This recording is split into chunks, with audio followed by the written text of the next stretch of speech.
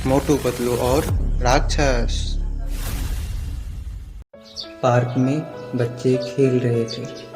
उनके माता पिता भी पास ही खड़े होकर उन्हें खेलते देख रहे थे। तभी कहीं से उड़ते हुए एक राक्षस वहां आ धमका। वो राक्षस बड़ा ही भयानक था।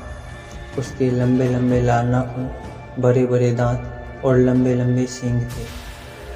उसे देखकर बच्चे डर गए।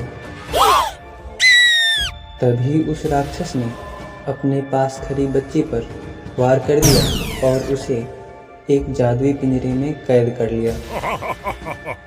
जैसे ही वो राक्षस उड़ के वहां से जाने लगा, जादुई पिंजरा भी बच्ची के साथ उसके पीछे पीछे जाने लगी।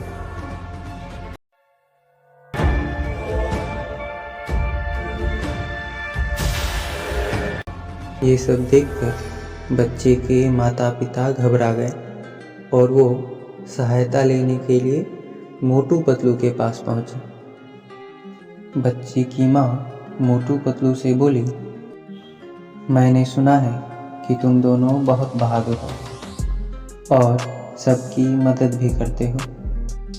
तुमने बहुत सारे लोगों की जान बचाई है।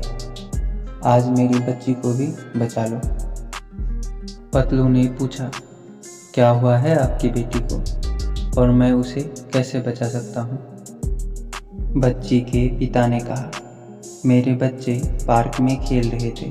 तभी कहीं से एक राक्षस उड़ता हुआ आया और मेरी बेटी को अपने साथ ले गया।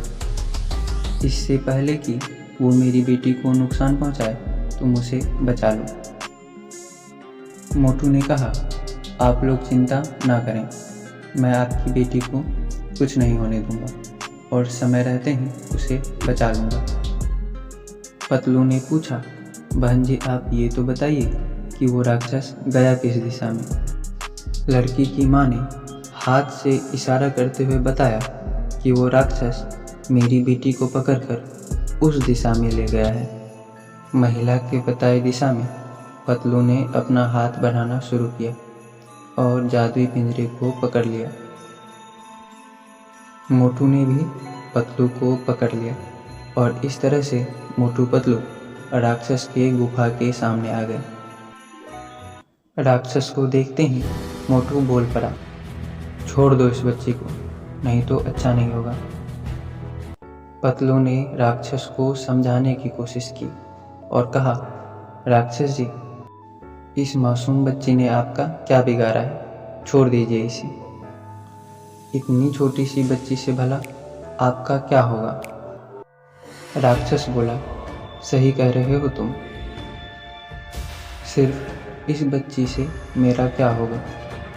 इसीलिए मैं तुम दोनों को भी इसके साथ ही खाऊंगा।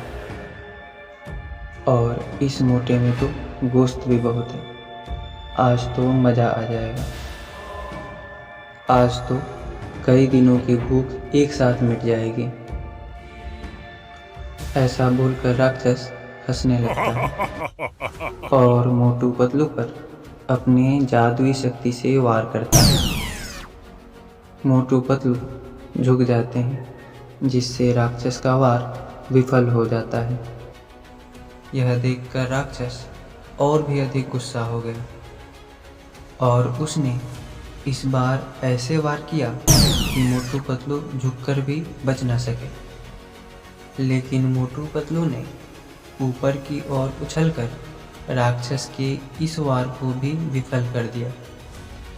इसके बाद राक्षस एक के बाद एक कई वार करता है, लेकिन मोटू पतलू उन सबको बेकार कर देते हैं। लेकिन मोटू पतलू भी विशालकाय राक्षस का कुछ भी बिगाड़ नहीं पा रहे थे।